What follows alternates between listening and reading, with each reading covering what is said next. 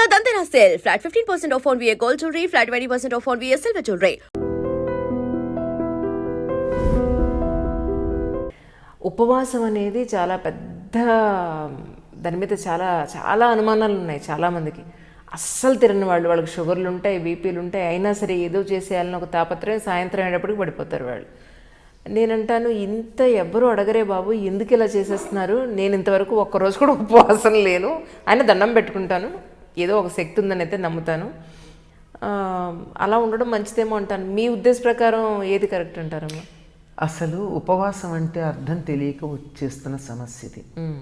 ఉప అంటే సమీపంలో, వాసం అంటే ఉండడం. ఉపవాసం అంటే సమీపంలో ఉండడం. దేని సమీపంలో ఉండడం? ఏ రోజు నువ్వు ఉపవాసం ఉండాలని అనుకున్నావో దానికి ఏదో ప్రత్యేకత ఉంది కదా, ఆ ప్రత్యేకతకి సమీపంగా ఉండడం. ఉదాహరణకి శివరాత్రి అనుకుందాం, శివుడికి సమీపంగా ఉండడం.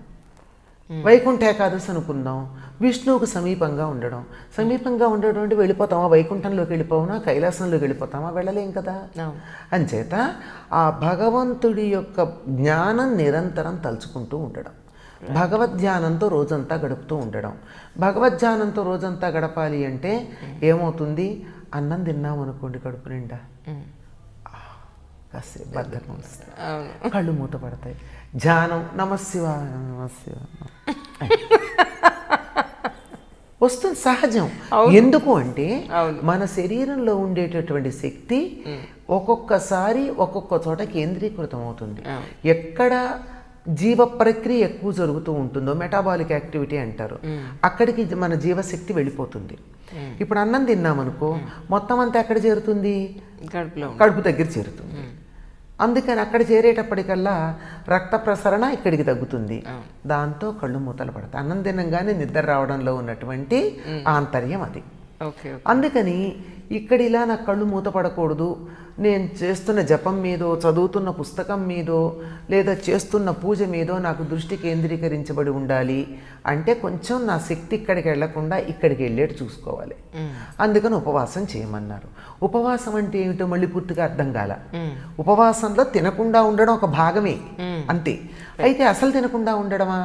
అసలు తినకుండా ఉండమని ఎక్కడా చెప్పలేదు. మనకేం చెప్పారంటే కనీసం 3 పురిసెళ్ళ నీళ్లు తాగమన్నారు. అంటే అరచేతిలో ఒకసారి నీళ్లు పోసుకుని 3 సార్లు పోసుకుంటే కేశవేశ్వ, నారాయణేశ్వ, మాధవేశ్వ అని సుమారుగా ఈ కప్పులో సగానికి అవుతాయి నీళ్లు. అంత నీళ్లు తాగి ఇక్కడి నుంచి ఇక్కడికి ఉండేటటువంటి ఈ గాలిపోయే గొట్టం అంతా శుచిగా చక్కగా ఇబ్బంది లేకుండా ఉండేట్టుగా చూసుకోవాలి. ఇది మామూలుగా నిత్యం చేసేటటువంటి పని. కానీ ఈ శరీరం దాని జీవ ప్రక్రియ చేసుకుంటూ పోతూ ఉంటుంది. చేసుకుంటూ ఉండేటప్పుడు లోపల రసాలు ఉత్పన్నం అవుతూ ఉంటాయి. అప్పుడు అవి ఉత్పన్నమైనప్పుడు వాటిని ఉపశమింప చేయడానికి నేను నీళ్లు తాగొచ్చు, కానీ అంతకన్నా అధికంగా తిన్నట్టయితే ఏం జరుగుతుంది? బద్ధకం వస్తుంది. ఇప్పుడైతే మనకి ఈ గ్యాస్ పొయ్యిలు అవి వచ్చే సౌకర్యంగా ఉంది.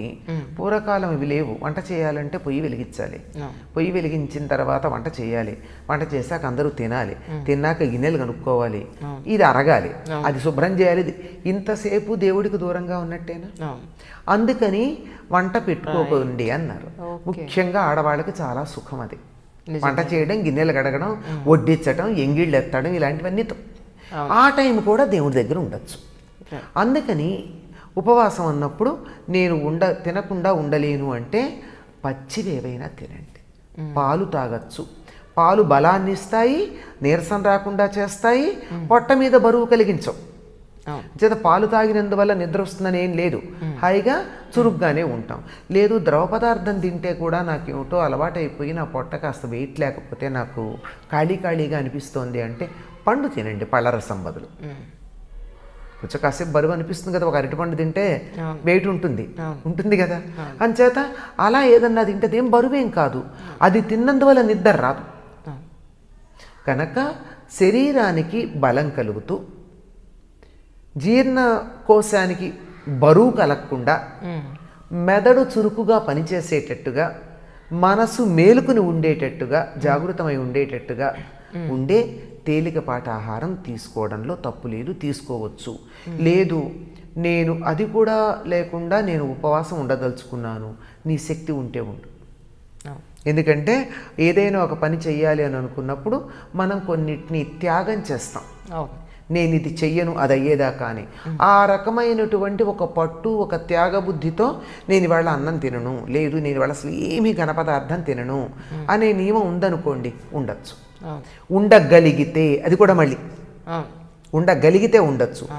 ఎప్పుడైనా సరే ఇక్కడ కూర్చుని నేను జపం చేసుకుంటూ ఉంటే వంటింట్లో వంట చేసే వాళ్ళ వాసన రాగానే అబ్బా ఎప్పుడు ఈ పూజ అయిపోతుంది అని అనిపించిందంటే అయిపోయింది నీ ఉపవాసం. అస్సలు దృష్టి అట్లా వెళ్ళకూడదు. మొదట్లో కొంచెం కష్టమే కానీ రాను రాను ఇవాళ ఉపవాసం ఉంటాను అని అనుకున్నప్పుడు అసలు ఆహారం మీదకి మనసు పోదండి. ఆ స్థితి రావాలి. ఆ స్థితి వచ్చినప్పుడు వెళ్ళక ఆహారం తినకుండా ఉంటే పర్వాలేదు, కానీ మనసుతో 100 సార్లు తింటూ నాలికతో తింటుపోదు. అవును.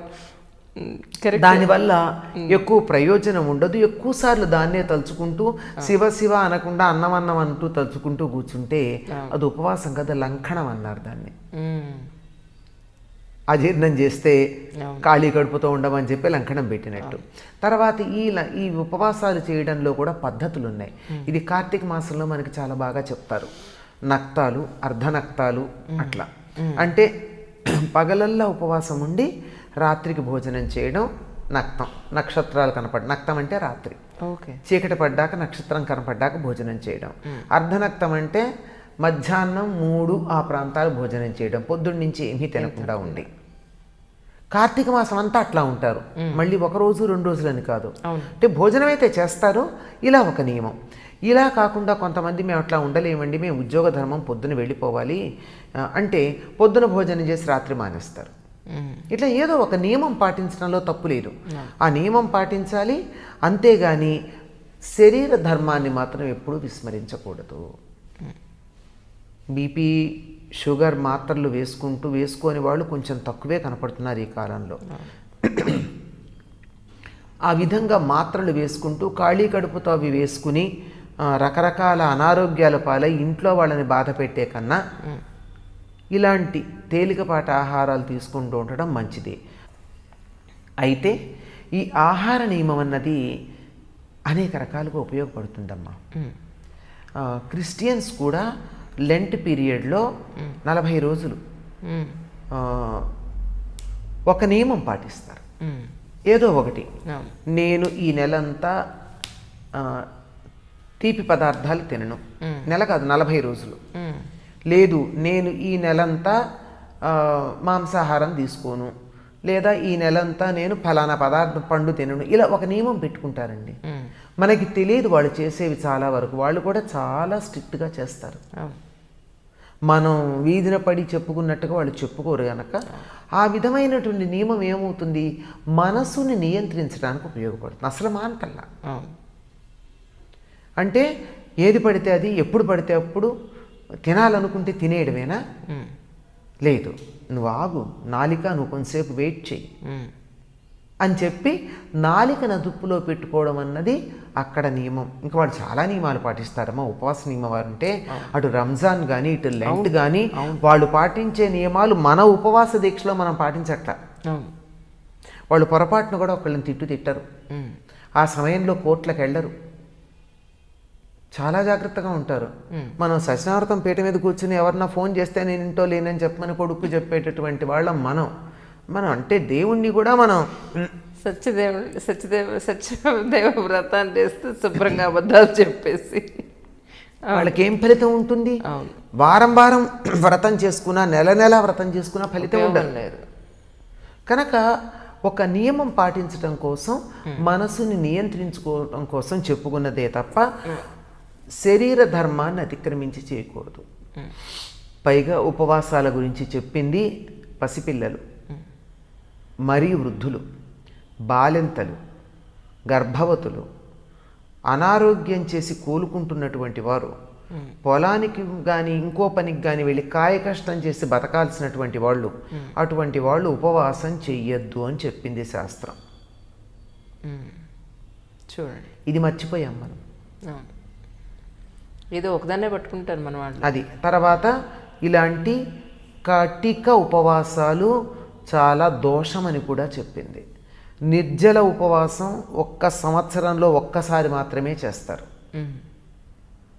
ప్రతిసారి నేను ఉపవాసం ఉన్నాను గనక నీళ్లు దాగను, భూమి మింగను, ఇదంతా కొంచెం కఠినమైనటువంటి పద్ధతి, కొంచెం తమోగుణ ప్రకోపాన్ని కలిగించేటటువంటిది. మరి రాక్షసులు కూడా తపస్సు చేశారు, ఋషులు చేశారు, దేవతలు చేశారు. రాక్షసుల తపస్సు ఎట్లాంటిది, మునుల తపస్సు ఎట్లాంటిది చూస్తే మనకు అర్థం అవుతుంది. కనుక ఉపవాసాలు కూడా మన రాక్షసులు చేసినట్టు కాక మనుషులు చేసినట్టు చేద్దాం. శరీర ధర్మాన్ని అనుసరించి శరీరం చెప్పినట్టుగా వింటూ రేపొద్దున మనం ఇంకోళ్ళ మీద ఆధారపడాల్సిన పరిస్థితి రాకుండా ఉండేటట్టు, ఒకళ్ళు మనని తిట్టుకోకుండా ఉండేటట్టు నియమం పాటిస్తే చాలండి. ఉపవాసం, నేను ఇవాళ భోజనం చేయట్లేదు ఉపవాసం ఉన్నాను గనక అని చెప్పి వంటిల్లు కడుక్కోవడమో, పుస్తకాలు సర్దుకోవడమో, పెట్టెలు సర్దుకోవడమో, ఇంకో చోటకి వెళ్ళడమో, షాపింగ్ చేయడమో చేస్తే అది ఉపవాసం అవుతుంది, లంఘనం అవుతుంది. కనుక ఎంతసేపు ఉపవాసం అనుకుంటారో అంతసేపు దైవధ్యానం చేస్తే ఉపవాసం, లేకపోతే కాదమ్మా.